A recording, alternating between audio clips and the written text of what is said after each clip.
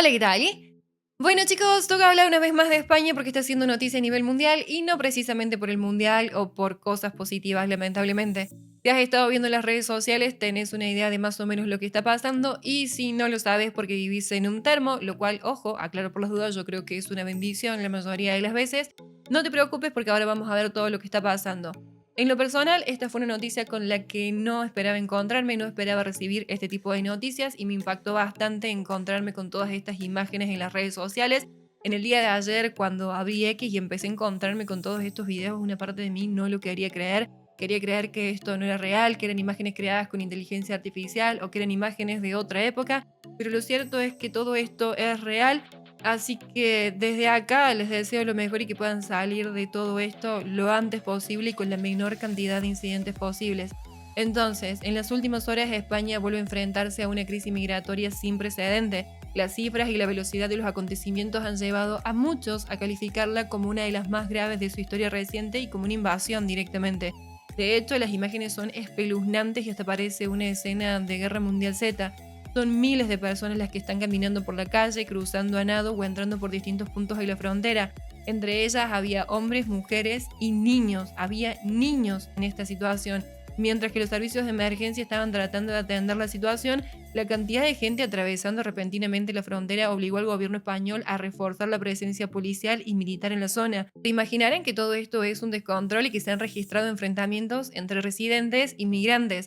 Y sí, hubo mucha violencia, hubo robos en las calles y hubo allanamientos en las viviendas. Detener esta oleada de gente que llega así, de golpe, sin previo aviso, sin absolutamente nada para tomar un lugar, es muy pero muy difícil. Es prácticamente imposible. Para que se den una idea de la magnitud, en apenas un día, decenas de miles de personas, entre 40 y 60 mil personas, según algunas estimaciones, cruzaron desde Marruecos hacia territorio español, desbordando la capacidad de las autoridades y provocando una emergencia humanitaria y política. Ahora bien, la población de Ceuta es de 80.000 personas, así que han duplicado la población y la mayoría son hombres de mediana edad, hombres de edad militar. Ahora, Ceuta está situada geográficamente en el continente africano, en la costa norte de África, frente al estrecho de Gibraltar. Sin embargo, política y administrativamente pertenece a España, por lo que también forma parte de la Unión Europea, y es muy pero muy importante este estrecho. Y no es una broma para España, porque ahora España está causando tal pánico en toda Europa porque no pueden controlar sus propias fronteras con su gobierno de extrema izquierda, que Europa está pensando en dividirse, en expulsar a España. La Unión Europea se está dividiendo, hay mucho conflicto. Hay ciudadanos locales que están súper furiosos ordenando banderas españoles y persiguen a los inmigrantes por la calle. Y la pregunta es, ¿por qué ha ocurrido todo esto recién ahora? ¿O por qué ha ocurrido esto ahora y de golpe? Y la respuesta es simplemente una combinación de factores concretos que se alinearon. La sentencia del Supremo cambió las reglas del juego, las redes y las mafias lo explotaron, y cómo Marruecos permitió, o no detuvo, como prefieras, que la avalancha se produjera en un momento de tensión diplomática. Pero veamos punto por punto más en profundidad. El primero es la sentencia del Tribunal Supremo, el detonante inmediato. A finales de junio del 2026, el Tribunal Supremo dictó que las devoluciones en caliente, el rechazo inmediato en la frontera, no se puede aplicar a las personas que llegan a nado o son interceptadas en el mar intentando entrar en Ceuta o Melilla. Según la instancia, esta figura legal solo vale cuando alguien supera un elemento físico de contención, como una valla, por ejemplo, y el mar no cuenta como tal. A quienes llegan por agua se les debe aplicar el procedimiento ordinario de devolución, más lento y con más garantías. Esta interpretación se extendió rápidamente por las redes sociales y las redes de tráfico de personas. Se generó un rumor de que si llegas a nado no te pueden devolver en caliente y que el paso está abierto, y eso creó un fuerte efecto de llamada. El segundo factor son las mafias y los rumores en las redes sociales. El gobierno español de Pedro Sánchez atribuye la avalancha principalmente a las mafias que hicieron una lectura interesada de la sentencia y la difundieron masivamente. Miles de jóvenes marroquíes vieron videos de gente cruzando y se lanzaron en masa. El tercer factor es la actitud de Marruecos. Casi todos los analistas y fuentes de inteligencia coinciden en que sin la pasividad o permisividad de las autoridades marroquíes, una entrada de esta magnitud, entre 40.000 y 60.000 personas en horas, habría sido imposible. Los controles fronterizos marroquíes se relajaron notablemente. Algunos gendarmes incluso desaparecieron de zonas claves. Esto coincidió con la fiesta del trono, que es el 30 de julio, pero muchos lo ven como algo deliberado, y la verdad es que los entiendo perfectamente. El cuarto factor es el contexto político de Marruecos. La crisis se produce pocos días después de que Pedro Sánchez visitara Argelia el pasado 20 de julio para normalizar las relaciones con el principal rival de Marruecos. También ha habido avances o debates sobre la nacionalidad española para Zahairus, algo que Rabat lo ve con mucha sensibilidad.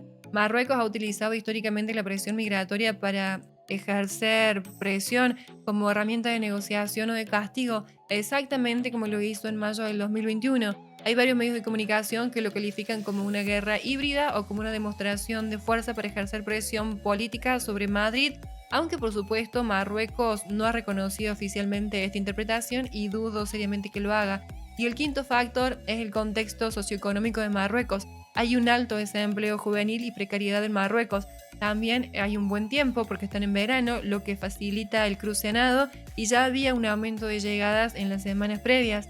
Mientras tanto, España intenta recuperar el control de la frontera y coordinar devoluciones conforme a la legislación vigente. Al mismo tiempo, hay miles de personas que permanecen en Ceuta a la espera de una solución, mientras que las autoridades deben gestionar la situación que supera ampliamente la capacidad habitacional de la ciudad. Pero más allá del enfrentamiento diplomático, la crisis también deja una profunda dimensión humana. Y yo sé que hay medios como The Guardian, por ejemplo, que están lamentándose de que haya personas que perdieron la vida cruzando el mar o en manos de los militares españoles que estaban intentando detener esta invasión y que por su culpa, por culpa de los militares españoles, este es un episodio de una de las crisis fronterizas más graves en los últimos años.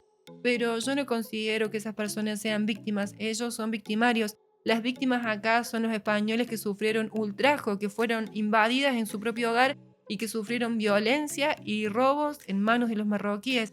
Por su parte, Elon Musk no se ha quedado callado. Él advirtió que el presupuesto español va a ser destrozado por este tipo de flujos, hablando de incentivos que atraen a las masas enormes de población. Ha llamado a despertar antes de que sea demasiado tarde y no es el único. Voces de toda Europa están señalando que cuando un país no controla sus fronteras exteriores, entonces pone en riesgo a todos los demás.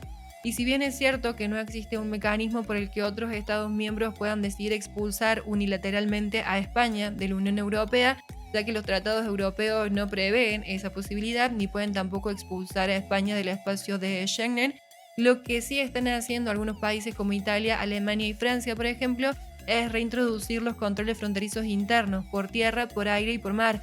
Generalmente, hoy en día podés cruzar la frontera de un país a otro dentro de la Unión Europea porque no hay controles, es como si pasaras de una provincia a otra, pero ahora sí tenés controles estrictos para impedir que personas que hayan entrado irregularmente a España continúen su viaje hacia otros países europeos y que esta invasión siga y siga creciendo.